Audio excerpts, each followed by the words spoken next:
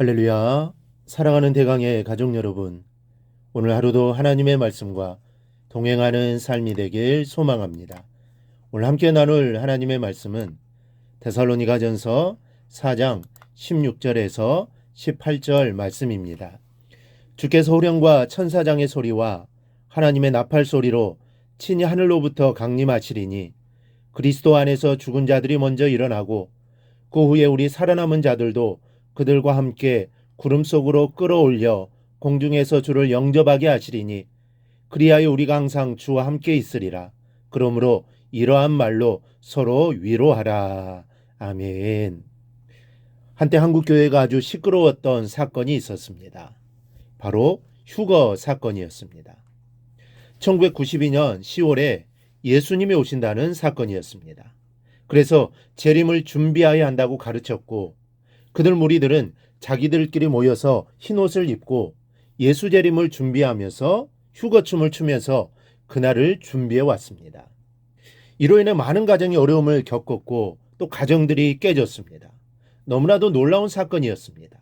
일도 하지 않았고 가정도 버렸고 오직 예수 재림만을 준비했었습니다.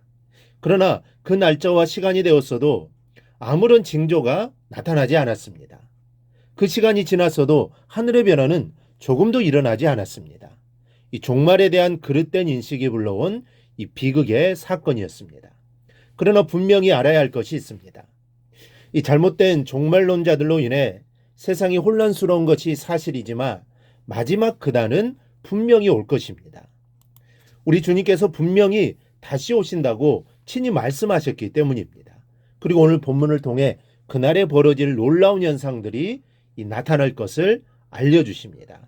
16절을 보니 주께서 호령과 천사장의 소리와 하나님의 나팔 소리로 친히 하늘로부터 강림하시리니 그리스도 안에서 죽은 자들이 먼저 일어나고, 예수님께서 하늘로 쫓아 강림하실 때에 세 가지 소리가 천지를 진동할 것이라는 겁니다.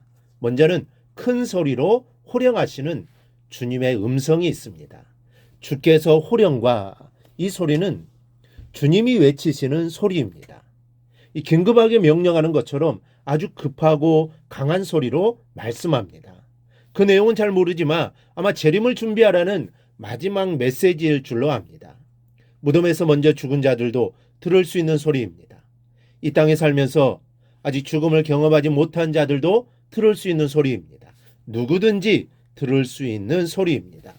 둘째는 천사장의 소리가 들려올 것입니다. 천사장의 소리와, 이 마태복음 24장 41절을 보면 두 여자가 맷돌질을 하고 있음에 한 사람은 데려감을 당하고 한 사람은 버려둠을 당할 것이니라. 이 본문에서 나오는 천사장은 유대인들에 의해서 수호천사로 여겨졌던 미가엘을 가르치는 것으로 보여집니다. 천사장의 소리가 들려온다면 이는 주님의 재림을 선포하는 메시지가 될 것입니다. 세 번째는 하나님의 나팔 소리가 들려올 것입니다. 하나님의 나팔 소리로 친히 하늘로부터 강림하시리니, 이 구약 시대에는 백성을 모으고 출전할 때 이 나팔을 불었습니다. 우리 주님께서 공중 위로 오실 때 하나님의 나팔 소리는 살인에 대한 승리의 선포인 동시에 재림을 알리는 신호의 나팔이 될 것입니다. 죽은 자와 산 자가 모두 들을 수 있는 소리입니다. 어느 한 부분에만 들리는 소리가 아니라 지구 이 끝에서부터 저 끝까지 우주 방방곡곡 산천초목 구석구석에까지 들리는 소리가 될 것입니다.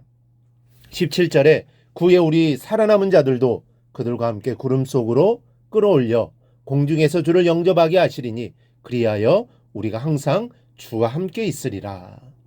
우렁찬 소리와 함께 죽은 자나 산 자나 구름 속으로 끌어올려 공중에서 주님을 영접하게 되는 것을 믿습니다. 여러분, 이 복되고 귀한 음성을 들을 때 우리 주님이 다시 오시는 놀라운 사건이 임하게 되는 날이 되는 줄 믿으시기 바랍니다.